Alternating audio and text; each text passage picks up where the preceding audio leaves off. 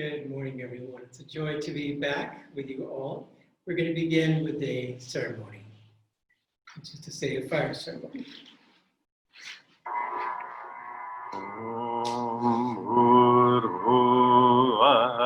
Swah Om Tatsaviturvaraniyam Bhargo Devasya Dhimai Dhiyo Yonaha Prachodayat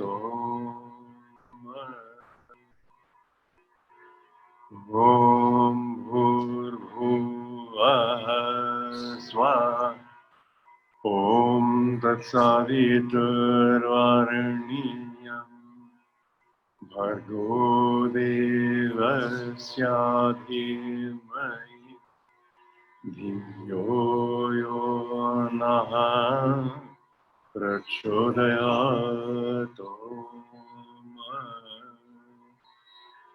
Om Bhurvuvah Swah Om Tatsaviturvaraniyam Bhargo Devasya Dhimai Dhiyo Yonaha Prachodayat Om Bhurvuvah Swah Om Tatsaviturvaraniyam Bhargo Devasya Dhimai Dhiyo Yonaha Prachodayat Om Bhurvuvah Swah Om Tatsaviturvaraniyam Bhargo Devasya Dhimai Dhiyo Yonaha Prachodayat Om Bhurvuvah Swah Om Tatsaviturvaraniyam Bhargo Devasya Dhimai Dhiyo Yonaha Prachodayat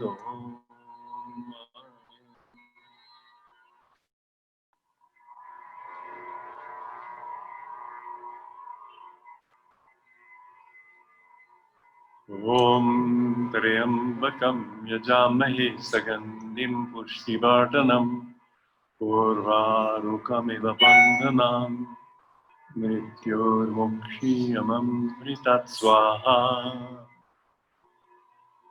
Om Triambakam Yajamahe Sagandhim Pushtivardhanam Purvarukamiva Bandhanam Mrityormukshiyamam Mritat Swaha Om Triambakam Yajamahe Sagandhim Pushtivardhanam Purvarukamiva Bandhanam Mrityormukshiyamam Mritat Swaha Om Triambakam Yajamahe Sagandhim Pushtivardhanam Purvarukamiva Bandhanam Mrityormukshiyamam Mritat Swaha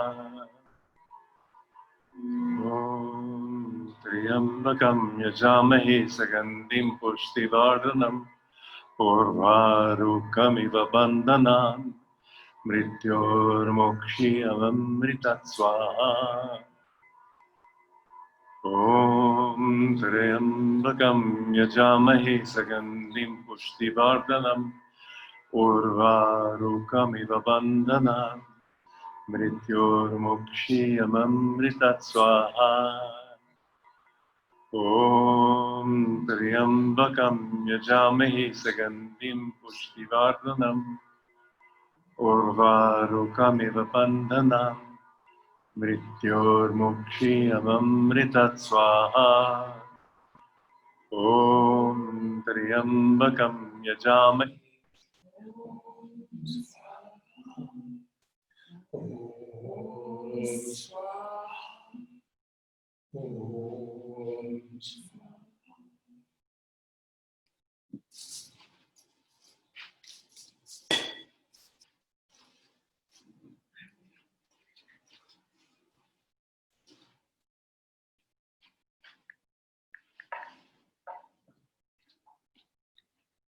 Let's begin now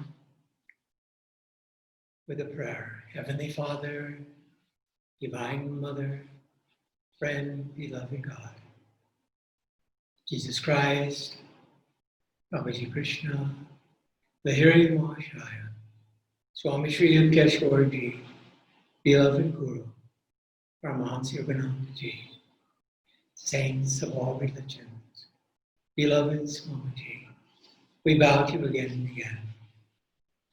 Divine Mother, we give to you the love of our hearts, the joy of our souls, and we thank you for your many blessings that you shower upon our lives every day. Help us to be your humble instruments, sharing your light in this very needy world. Om Shanti, Shanti, Shanti. Now let's have our chanting and meditation.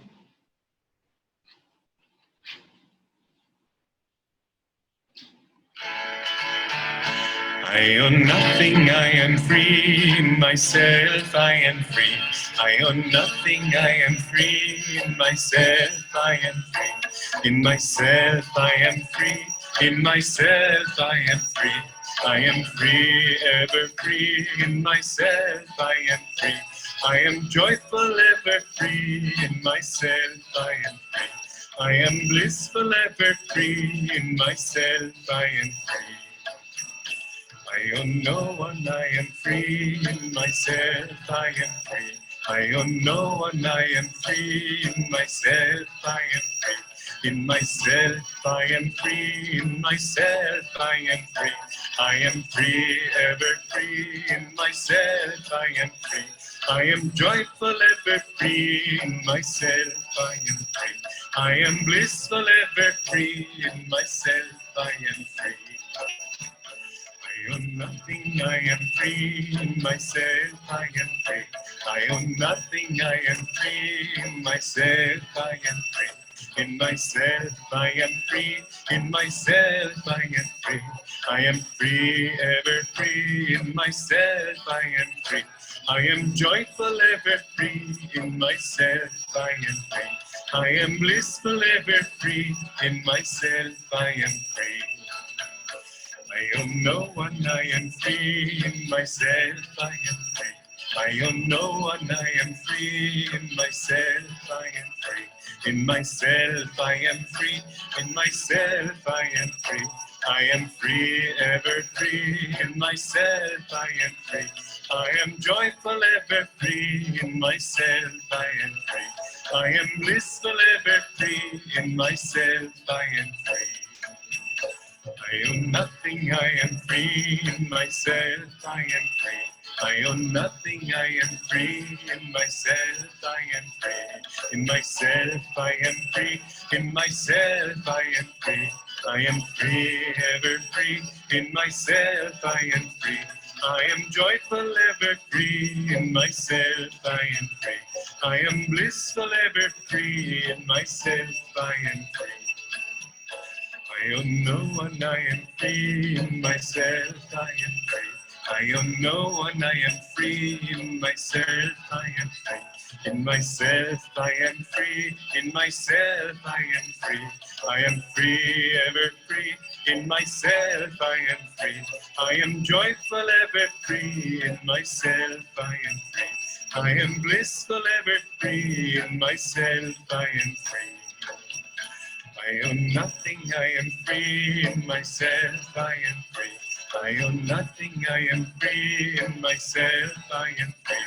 In myself I am free. In myself I am free. I am free, ever free. In myself I am free. I am joyful, ever free. In myself I am free. I am blissful, ever free. In myself I am free. I own no one, I am free. In myself I am free. I own no one, I am free. In myself I am free. In myself I am free. In myself I am free. I am free, ever free. In myself I am free. I am joyful, ever free. In myself I am free. I am blissful, ever free. In myself I am free. I own nothing, I am free. In myself I am free. I own nothing, I am free. In myself I am free. In myself I am free. In myself I am free. I am free, ever free. In myself I am free. I am joyful, ever free. In myself I am free.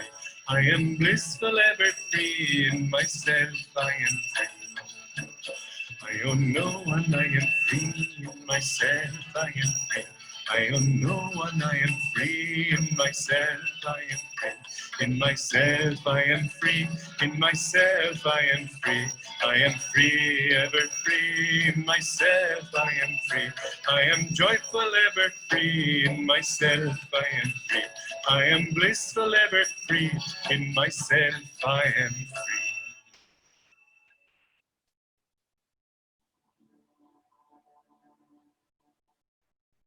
All your children, mother calls you, knowing not it's you they call. Some through mists of their unknowing, bruised and hurting when they fall, turn away, but who can leave you? You're the mother of us all. If the child forgets its mother, will she coldly turn away? Wise or foolish will your children guide us, mother, if we stray. Those whose hearts are torn with anguish lack the power your name to call. Heal their wounds, Ma, soothe their sorrows. You're the mother of us all. Heal their wounds, Ma, soothe their sorrows. You're the mother of us all.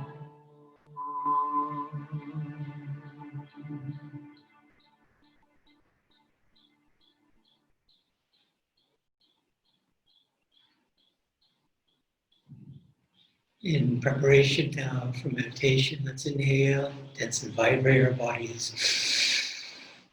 Throw the breath out. And again. Tense and vibrate. Throw the breath out. And one last time. Tense and vibrate. Throw the breath out.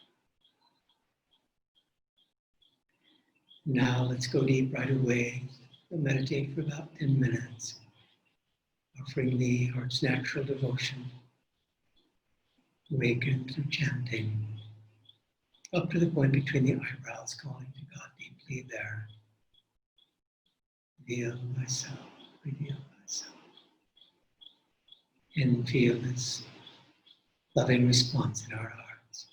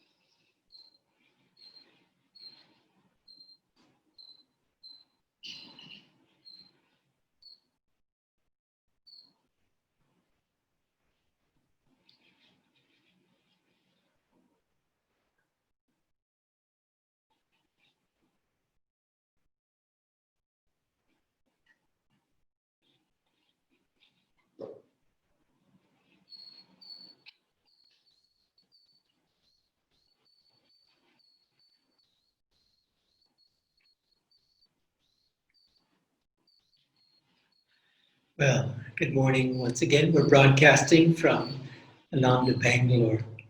I'm going to begin reading from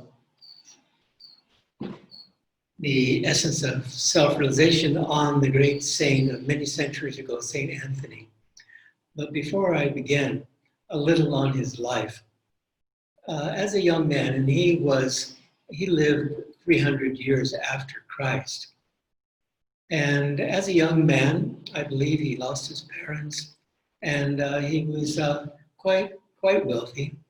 And he was given, I believe, the Bible, and was very, very moved, inspired to be a renunciate.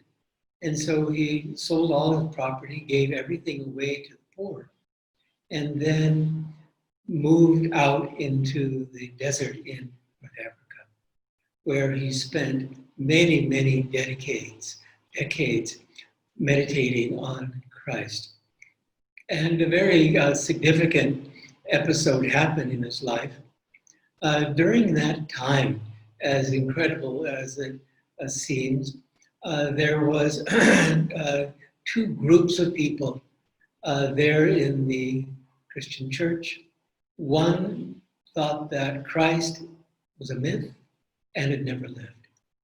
And the other, of course, was very, very adamant that Christ lived, of course, as the scriptures say, and that he also was living in their hearts even now. And so they couldn't resolve this, and it was really a very, very heated conflict. And so they decided that they should call on the great saint, who was very well known, Saint Anthony. And so they sent a delegation out to see him and asked him to come back and to speak. And when he did, all he said to the assembly was, "I have seen him." That was it. Simple words.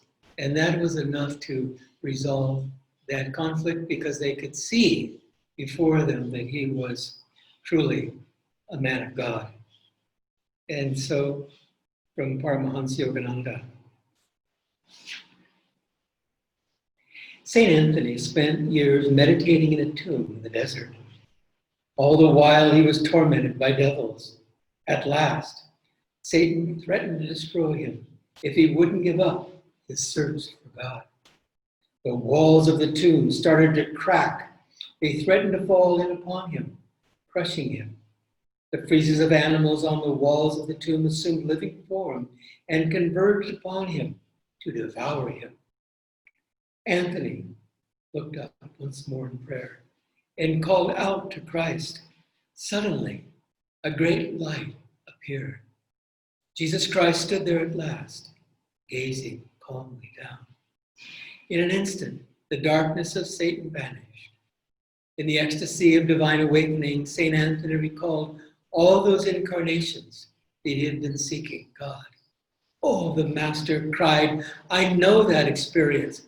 What joy comes with it." And Anthony cried out from the very depths of his soul, "Lord, where were you all those years that I cried for you to come?" And the Lord, with a loving smile, replied, "Anthony, I was with you always."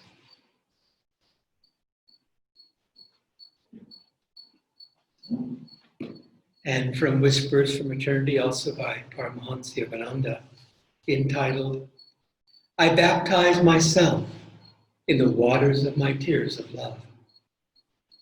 Through long, winding pathways of self-doubt, fording mighty rivers that separated thee from me, trudging over endless wastes of barren lives, tossing dangerously on the rapids of many ambitions, arduously climbing steep mountain trails of desire, and carefully extricating myself from whirlpools of alternating sadness and hilarity. At last, I have reached my journey's end. I look upon all those past travails with joy. Every struggle, every past agony has produced a flowing spring of joyous, grateful tears. In the sacred water of those tears, I baptize myself daily with deep love for thee.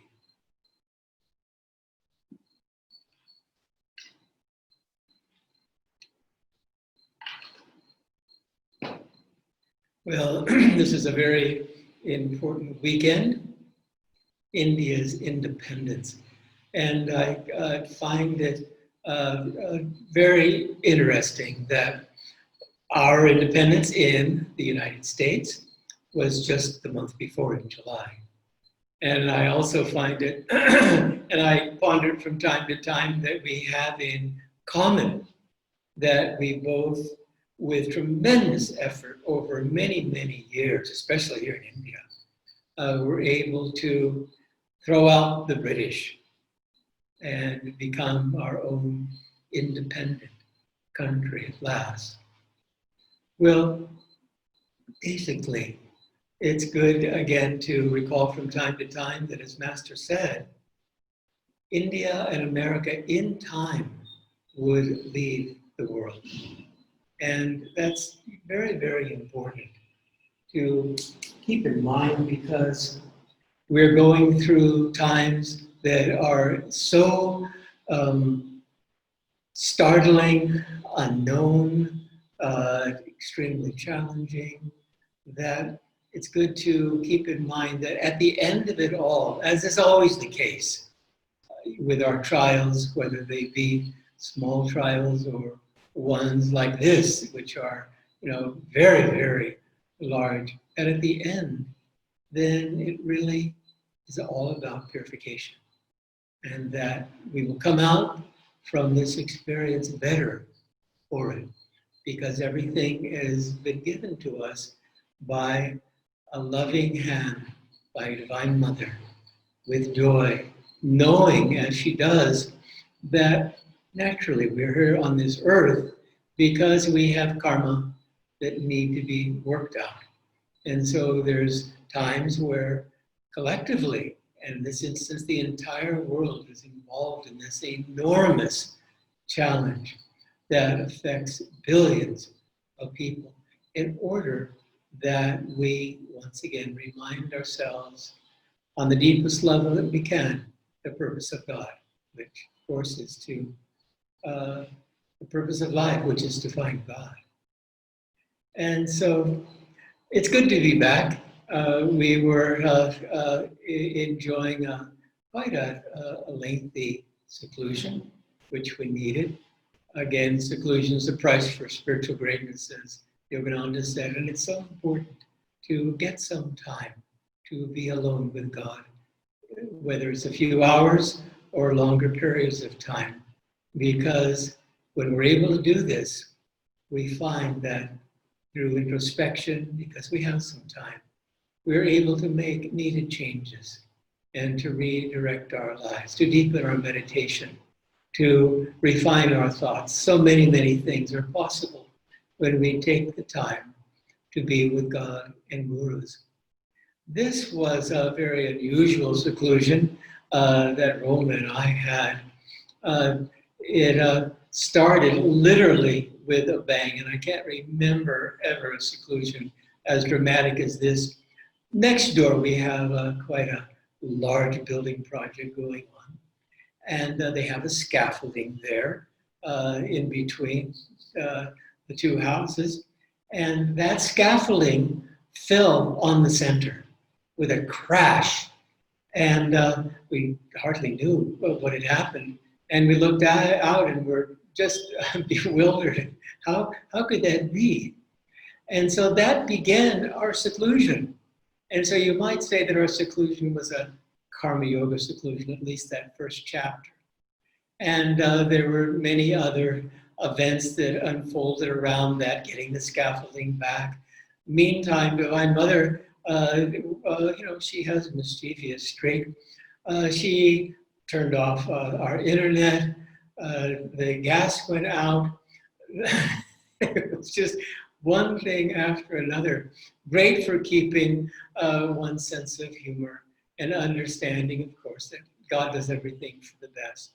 Well, that was the first chapter of our seclusion. It was a bit of a struggle. And then the last part was so peaceful. And we really were able, again, to double appreciate the peace and the relative silence, because the activities had now quieted down. And we could really spend some time in deeper meditation and all of those things that help one in seclusion to go deep. Swami Kriyananda often talks about that when all is said and done, through the millions of incarnations that we experience, that it will all add up to zero, which is the truth.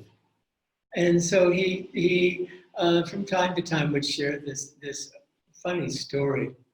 He had been wanting, this was in the late 70s, he has been wanting a motorhome. And it wasn't for himself, obviously, but he thought, what a great thing to go around the country and spread Master's teachings and be in one's own vibration in the motorhome.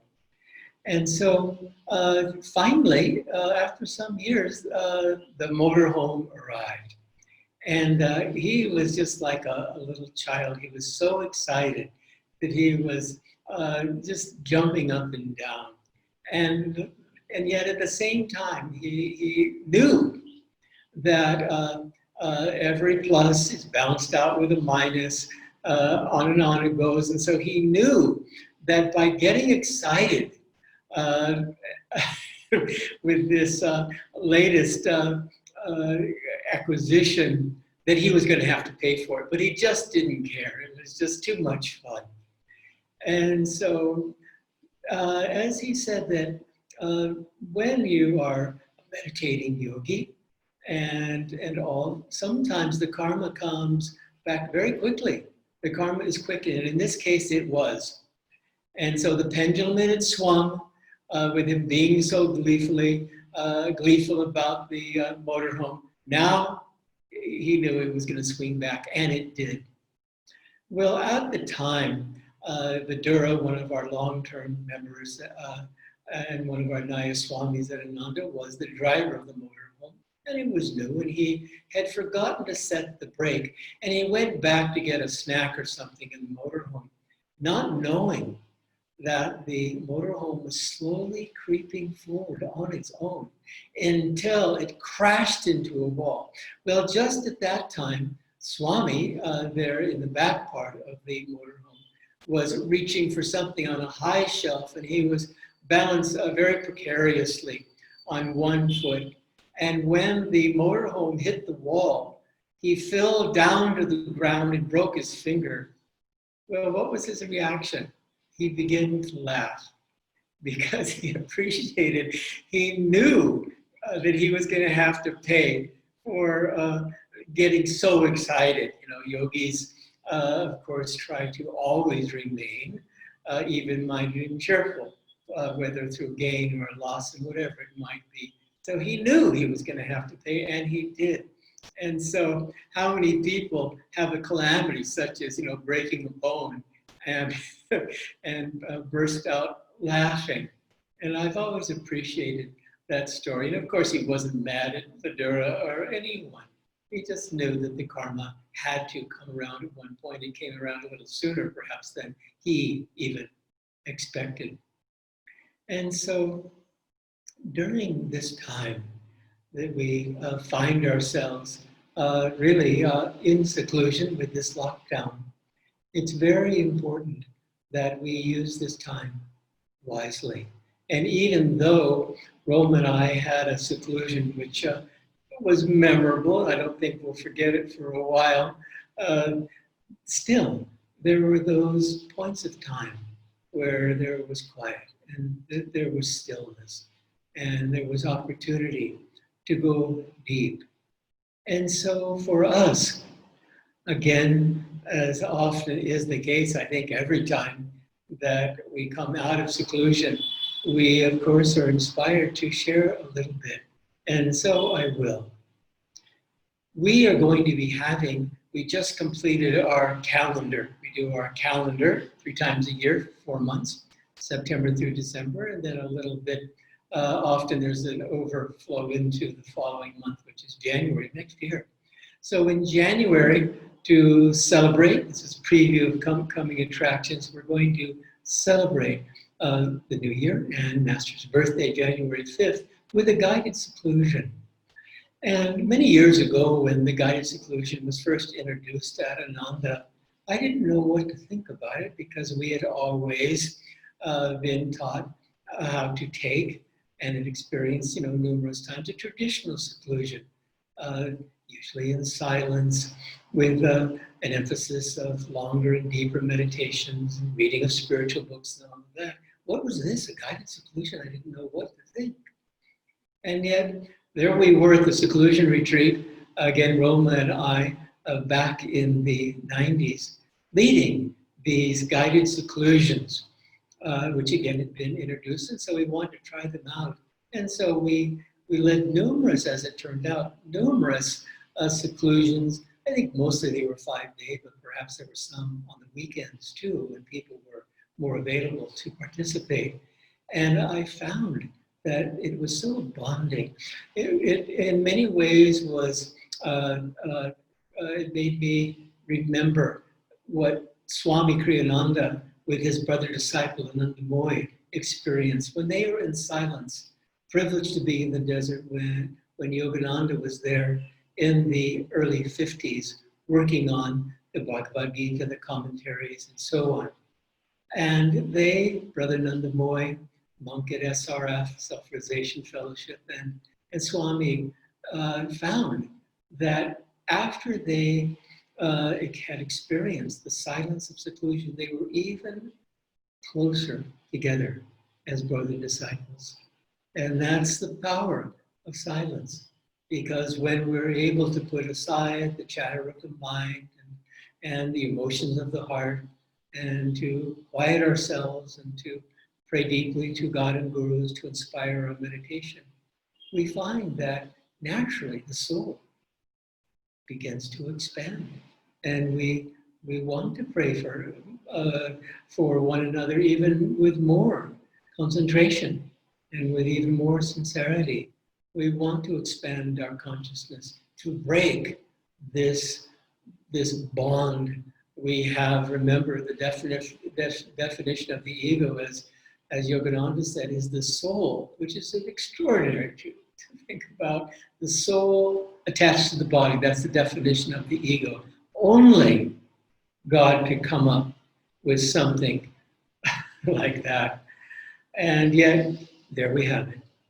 And so, with seclusion, we will have this guided seclusion. We hope that you'll be able to join us the first part of the year. It will be really just a small one for 6 hours from 10 to 4 on the weekends, of course. And I think that, again, we will experience a time of real depth where we're able to put, for just a short time, our various activities to the side so that we can dive into spirit. With seclusion, I remember being very surprised because I was fairly new on the path at that time. And Swami came out of seclusion. He would take quite a number of seclusions as he was able to with his very, very busy life. And he said, oh, I wrote a book in my seclusion, or I wrote 2 or 3 books, or I composed some songs in seclusion. And I thought, you did? I thought that seclusion was just about meditation and so forth. And yet I found from my own experience that every seclusion is different. When I remember a time when, after a lot of activity, and I hadn't been in seclusion for a long, long time, I was very, very enthused to go into seclusion, but I found that my mind was just too restless, and that bridge that I needed to cross from intense activity, that's this path, as Yogananda described, to seclusion, where there would be quiet and silence, was a bit much for me. So I ended up, for a couple of days, I had that luxury because the seclusion was a longer one, a week, to read Carl Sandburg's wonderful volumes on Lincoln, one of, again, America's great presidents. And then after 2 days, that was all that I needed. Then I was able to put that to the side and go into seclusion or meditation. Other times I found that my seclusions are a little bit more active. And so perhaps a few more walks, maybe perhaps some other activities to balance out meditation. Sometimes the meditation spans a good part of the day, other times less. And so the joy of it, as we like to ask ourselves at Ananda what's trying to happen here, is to go into seclusion and just allow the Spirit to guide us. And as we're able to do so, then we find that we come out of seclusion really with a deeper sense of rest, a deeper sense of inspiration, perhaps a stronger thought of what might be the Dharma to pursue. And Swami had an experience when he was a monk in the early years with Master, where he was always extremely productive. And so he had been very, very busy, and such that he basically had exhausted himself. And so when he went into seclusion, he found that he was sleeping, excuse me, more than he had thought he would be. And after the seclusion was over, he found that he was really, in a way, a bit disappointed because it wasn't the seclusion that he had in mind. It was more that he had to rest as well as meditate, of course, but he was in deep need of rest. So the next time that he went into seclusion, he resolved, no matter what his state of mind, that he was going to dive deep right away. And he came out of that seclusion deeply inspired and deeply refreshed. And so I make this point because with January, and hopefully we can get some seclusion prior to that, with this guided seclusion in January, it's a good thing when we elect to be in seclusion, to put that date down in the calendar and to allow it to begin to draw us, because it really is a time of pilgrimage within. And just as when we have gone to Kolkata as a group here, in Bangalore and various other places, the Master has been with other groups, there's no doubt this joyous anticipation that begins to well up from within. And then when we find ourselves then in Puri or wherever we happen to be, then we are able to go all the deeper because we are preparing ourselves through our joyous expectation of this deep experience. We've been able to prepare ourselves for weeks, perhaps months. And we find that then that time of pilgrimage, that time of seclusion, is used very wisely. And so it's highly recommended to be in seclusion. At Ananda, we try to be in seclusion once a week. That would be nice. 1 week a year. And so see what you can do. But see, before this year goes out, or if not, then the guided seclusion in January, that you can get some time alone. And with our busy lives, and we're all in different chapters. Roma and I remember very well when we were raising our daughter when she was little. Now it's different. She's in the US, we're here. And so there is more time for meditation. But if you find yourself in that chapter, when you're raising small children and so forth, then you have to be creative. We shared with others, and it's well worth sharing too, for those that are householders. This is something we found very, very productive in taking seclusion when we were raising Rose when she was just a toddler. One would go, ladies first, as I recall, one would go into seclusion from 6 in the morning till 2 in the afternoon, 8 hours. Then we'd take a little break because Rose, of course, was very curious as to what her parents were doing because this was quite a departure from the normal activity. And then I would go into seclusion until 10 p.m. And it was just like a 1 day seclusion, perhaps a 2 day seclusion. And we were so pleased that even though we were so busy at that particular time, working at the Expanding Light, the retreat facility in California, and then raising kids and so many other things we were doing, we were able to take some time to be with God alone. It's very, very important. And so find some time.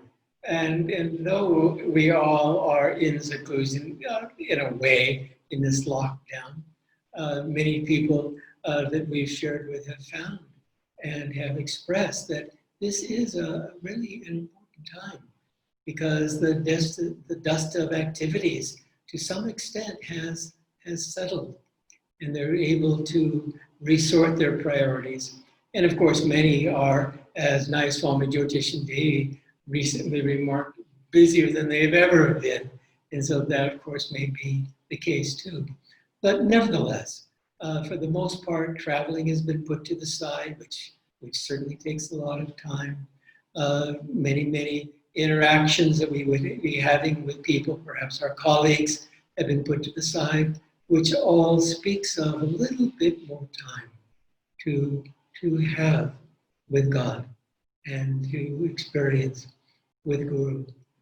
And so again, it's a joy to be back with you all. We are gone, a couple of weeks and missed you in the satsangs and so forth. But again, it's good to be, as they say, back in the saddle. And the instant that we came back, there was again so much activity that our heads began to spin a bit. But it's great because God has blessed all of us in so many ways, so many unique ways, to be karma yogis, to serve God, to let go of our own desires and simply be instruments for Spirit, as we all are, especially at this time of great need, locally and of course globally. So again, God bless you. We're now going to have our Aarti.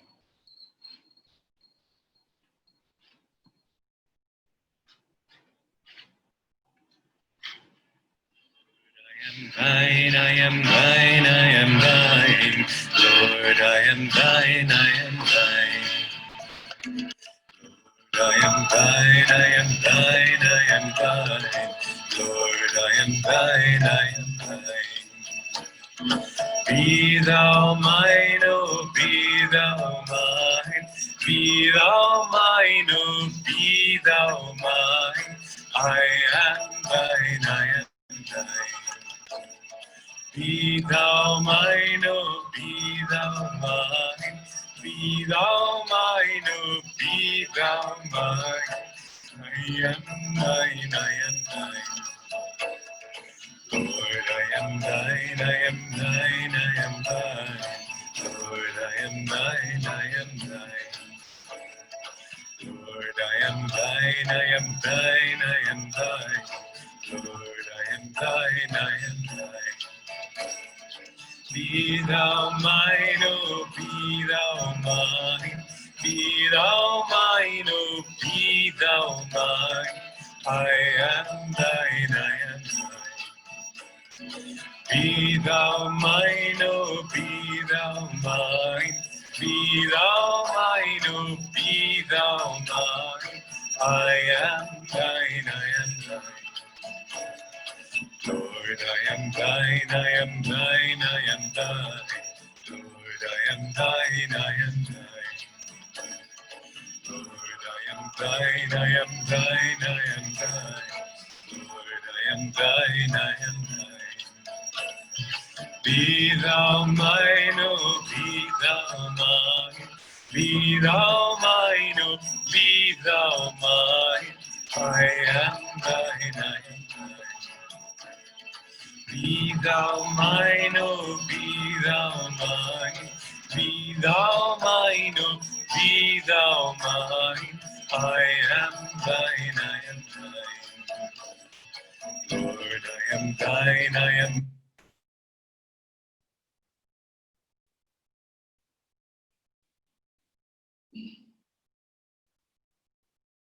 Now we'd like to send you a blessing. And as you open your hearts to receive this blessing, offer a prayer of gratitude to the infinite Christ, in whose love our line of masters have descended, that we might all come to God. Pray too for the grace to share with all as you have received, for you are a part of all that is. May the light of the great masters shine upon you.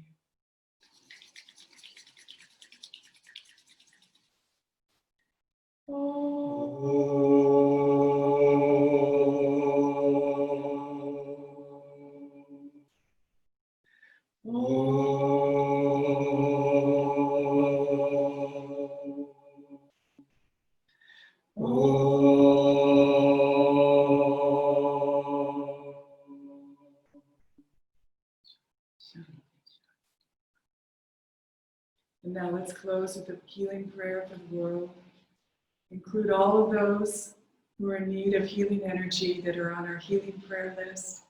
Everyone who has requested prayers, our families, our children, co-workers, relatives. Expand this healing energy out to include the whole world, all those on this planet who are going through this transition into the higher age of Vapara Yuga, experiencing the uncertainty, the challenges, the health challenges, all of it. Ask the masters to bless this world and every soul, every living being, every living thing on this planet with peace, with harmony, with healing energy, and with Divine Mother's love. And let's pray together. Divine Mother, Thou art omnipresent. Thou art in all Thy children. Thou art in this world. Manifest Thy healing presence in all souls, in all living beings.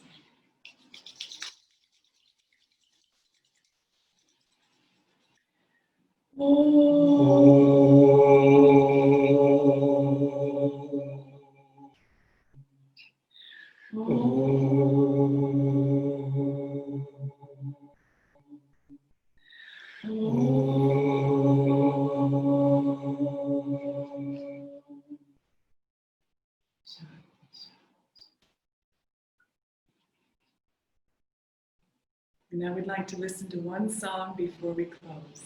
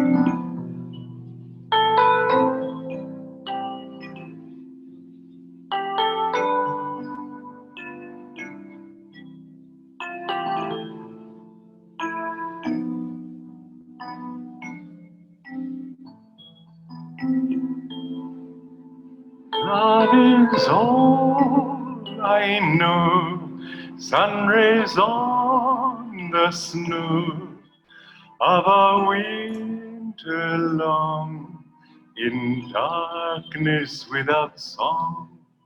Oh, my heart's a fire, burning all desire. Only you remain, and life again.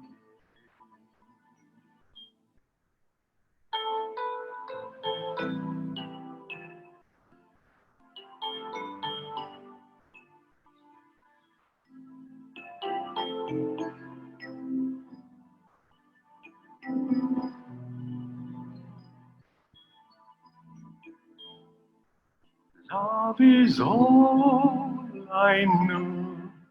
Sun rays on the snow of a winter long, in darkness without song. Oh, my heart's afire, burning all desire. Only you remain, and like a too long I did stray, long lifetimes away. Imagined you did not. I know now your smile was mine all the while. I listened and love was there.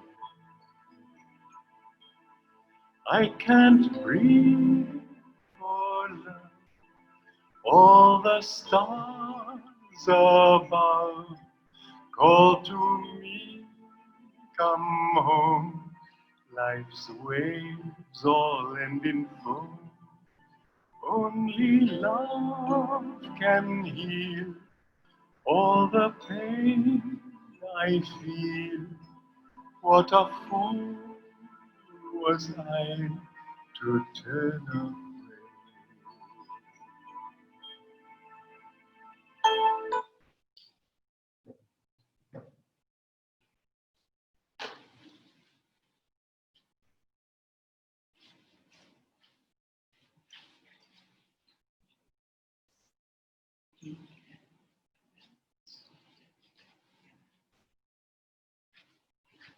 So, welcome everybody. Wonderful to be with you. There are just a few announcements. I suppose that many of you have gotten the emails and the WhatsApp about the event that's happening in Mumbai, and there's going to be at noon a Zoom discussion on just exactly how we can participate in this wonderful event. So we would like everybody to save that weekend and tune in. You would have to register for it, and also to get in touch with Anjali, who is wonderfully and heroically organizing all of the volunteers for all the different slots for that weekend. So anyway, it should be a wonderful time. So please join us at 12 o'clock for that Zoom. And we are going to have at our center a celebration for Master's 100th anniversary of spreading the teachings and going to America. This is the year that he left India and he went to America and he began his worldwide mission. And so for 3 Sundays in September, we're going to have panels. We're going to have different people from our congregation here and from our spiritual family here in Bangalore speak about what it's like to be a disciple on this path in their various aspects of lifestyles that they have. And the last, we're going to have it during the satsang so that you don't have to think of coming at a different time, or there's so many conflicting things on the calendar. So the last 3 Sundays, we'll put it out on the calendar and you'll get it in the newsletter, but it should be wonderful, and we'll all be able to hear from our own spiritual family about what it means that Master touched their lives and how that happened for them and how they are bringing these teachings into their life at the moment and how it's transforming their life around them, really. The last one will be the children, and they will be singing a song. And all of the children will do a video maybe ahead of time. We'll have to contact the parents about this, but we would love for them to get involved and sing a couple songs that we can use at the Sunday satsang, and we'll see how that all comes together. But we really want to involve the children too, because this is definitely a family celebration for Master's birthday, Master's 100th anniversary. And we have a new schedule coming out. As Haridas was saying, we have a guided seclusion, meaning that when you save that date, it will be from 10 to 2 in the afternoon, or 10 to 4. And what we'll be doing is having longer guided meditations, more chanting. We'll be listening to Master, we'll be listening to Swami, we'll be doing readings. So we will guide you through so that there won't be any dips. We won't just meditate straight through until 4. It'll be very much like the 8-hour meditation that we do during the Christmas celebrations. Other than that, is there anything else? Oh yeah, we're going to have a higher Kriya initiation for the second initiation in September. And we'll put it out in this calendar. And then after that, September, and then the following month, in December, he's coaching me, we'll have a 3rd and 4th higher Kriya initiation here. Since we had such a wonderful Kriya initiation already online, we can do the 2nd initiation and also the 3rd and 4th initiation. So we'll get them all done this year. Anyway, we miss you guys and we wish we could talk to you. I don't know if Mohita knows how to turn on the chats, or I don't know. Okay, bye everybody. Bye.